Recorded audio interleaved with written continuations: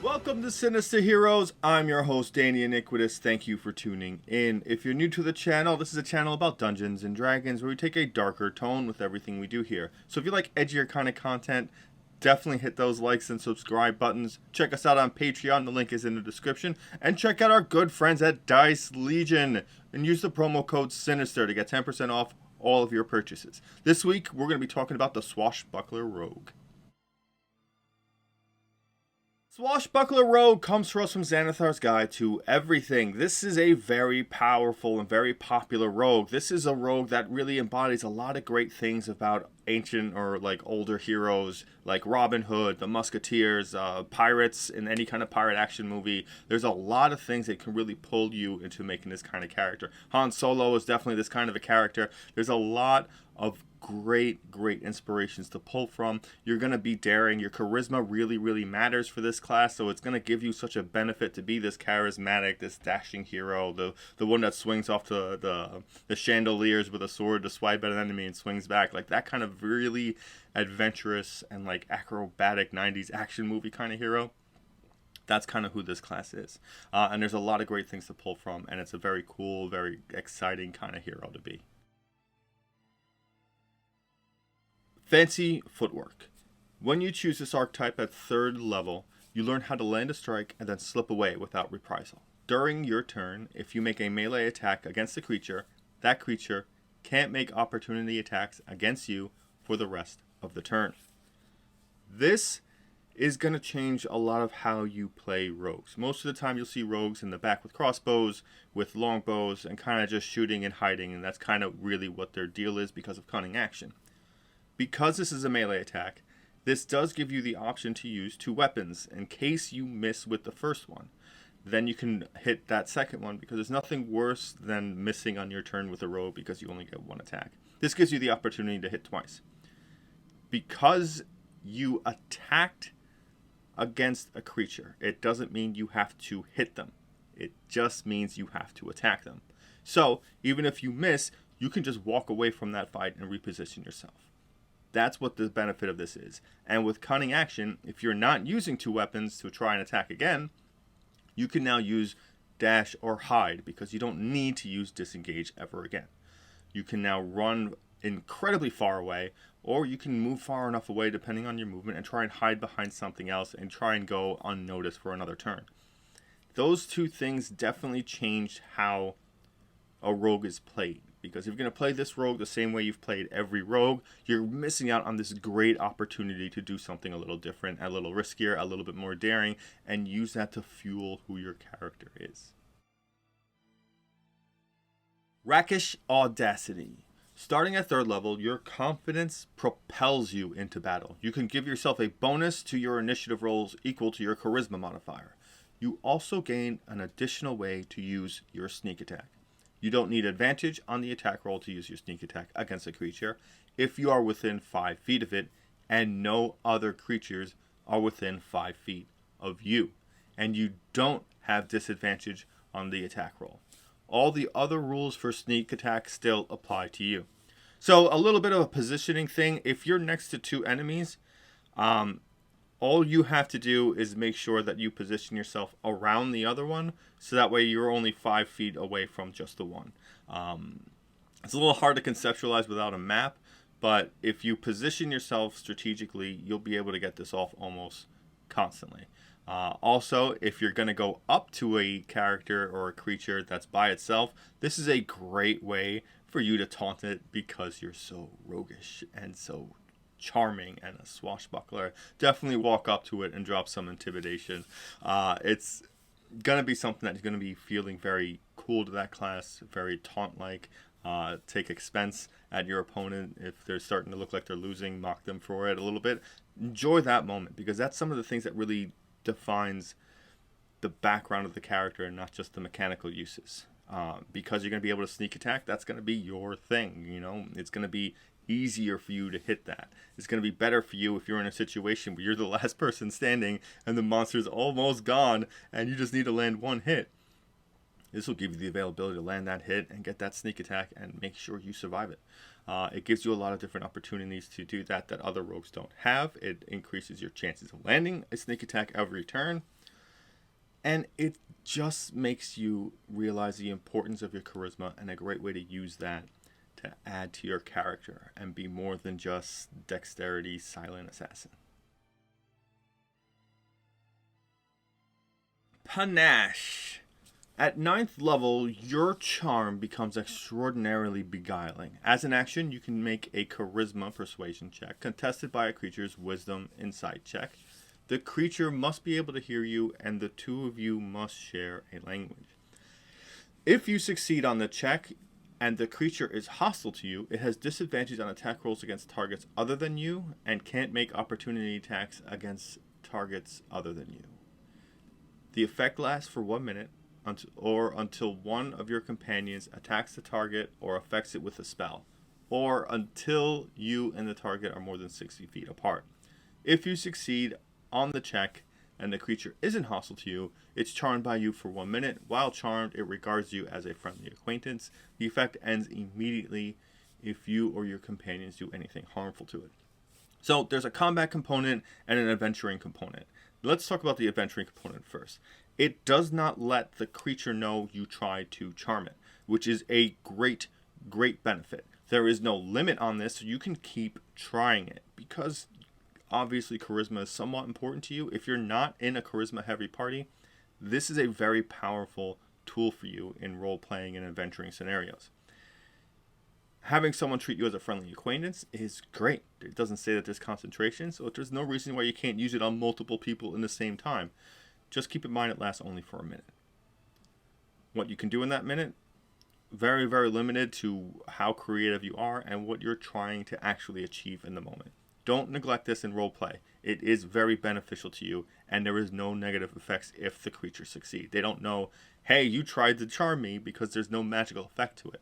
This is just kind of like an interpersonal communication. Like it's really funky how it's designed, but there's no negative aspects, otherwise it would be listed as such. Now, let's talk about the combat. This is a trick play. You do this to an enemy, and you do it for the purpose of making it chase you. That's why you do it. And you kite it. That's the whole purpose of this. You keep this thing following right behind you. You want to attack it and guarantee you can keep moving out of its distance? You can, because if you attack it, you do gain all of your other abilities from fancy footwork. And the other wonderful rockish audacity. So you can still rock out on all these things regardless of where it's positioned. And you can use your cunning action to dash so you make yourself 55 feet away from it. It'll probably want to attack you, or it will give disadvantage on all of its attacks for everything else. It's a great way when you're fighting bigger enemies, and it's more than one, to just stay away from one and kite it and keep yourself moving around, so that way your party has such a great advantage. There's no limit to how many times you can do this. You can keep trying it again and again on the same creatures. All you have to do is use it on creatures that aren't immune to charm. Which, don't get me wrong, there's a lot of them out there, but if you're finding yourself in a situation where you can use this, take advantage and understand that your mobility is incredibly important here. Attack, run away, and make sure your party doesn't attack it, because if it's not going to attack them and it's going to keep chasing after you and not reach you, it's a great way to focus everything on something else. There's a good chance you might throw this on and this thing will not move. It'll just attack with disadvantage the enemies that are next to it. That's still just as good. It works out in your benefit. This is one of those abilities that people look at and they go, well, I'm just never going to use this, so whatever. And don't throw this away, because it does have actual uses. The only way to really get good at using it well is to actually try it. Sometimes some of the abilities in this game work that way. Elegant Maneuver. Starting at 13th level, you can use a bonus action on your turn to gain advantage on the next dexterity, acrobatics, or strength athletics check you make during the same turn. This is one of those things that, if you look at, just seems like it's just useful in out-of-combat stuff. But remember, you can use acrobatics and athletics to get out of grapples, and you can use stuff like that in combat to make your way across things, dangerous terrain, whatever it is. At 13th level, this is a very strange ability to look at in a vacuum, because it's not giving you anything for combat, and it seems just for sneaking around kind of stuff. And if you don't keep in pace with the other things that the rogue gets, you're really going to be kind of at a loss and really kind of confused. Because keep in mind, at 13th level, you're doing 7d6 on your sneak attack. You have reliable talent, which gives you a refined ability with your skills and your proficiency bonus. Anything that has your proficiency bonus, you can't roll lower than a 10. So you're able to do so much just from those abilities that you really, really, really don't need such a big increase in combat. You're pretty designed in your role, and you have the availability to almost guarantee you'll get sneak attack with your rakish audacity. So ultimately, thinking of it just as a vacuum scenario, yeah, traps and pitfalls and things like that will still probably kill you at this point. But this is a benefit for you to jump a chasm, do something, and there's a lot of places where you will need to use this throughout the game. So don't disregard it. It's definitely something that can give you a huge benefit. And on top of that, you might have already these proficiencies. You might have acrobatics and athletics as your proficiencies. So now you can't roll less than a 10, and you have advantage on the rolls. You're going to make that check, which is something that's very, very good to know. Master Duelist. Beginning at 17th level, your mastery of the blades lets you turn failure into success in combat. If you miss with an attack roll, you can roll it again with advantage. Once you do so, you can't use this feature again until you finish a long rest. So, first and foremost, you don't just get to roll it again, you get to roll it again with advantage, which is a bigger opportunity for you to hit. At 17th level, you're doing 9d6 on your sneak attack. That's a pretty hefty hit. This is a high level ability. Most of us will probably never be able to get to use this, just kind of the way games kind of go. That being said, if you look at the 20th level ability for the rogue, Stroke of Luck, it works almost just like this, where if you miss on an attack, you can guarantee that it hits. But this is actually better, because not only can you roll it again, you actually kind of crit fish, and you have advantage, so the chances of you missing are very few and far between. Without any kind of magical weapons, you're probably looking at a plus 11 to hit. So if you roll a 10 or higher, you're basically going to hit whatever you're going to hit. But again, it's such a high level ability that you really don't get much use out of it, which is unfortunate. But guaranteeing a hit on a rogue is incredible, because again, you 9 times out of 10 only have one attack to take per turn, and that sneak attack means so much. It's a big necessity to have that happen and have that around. So don't negate, if you end up being up this high, the importance of landing that hit. And you get it back on a short rest, so feel free to use it. You'll probably take a couple of short rests per whatever it is you're doing anyway, so you have a lot of times to use this. Don't hold on to it too much. Let it rip sometimes. The Swashbuckler Rogue is just that dynamic character. It's Robin Hood incarnate. It's Jack Sparrow from the Pirates movies. It's any one of those characters that have this incredible flair to them with everything that they do. Swinging on ropes across stuff randomly like Spider-Man, whatever it is, it has this great theme behind it. And using a rapier just makes sense.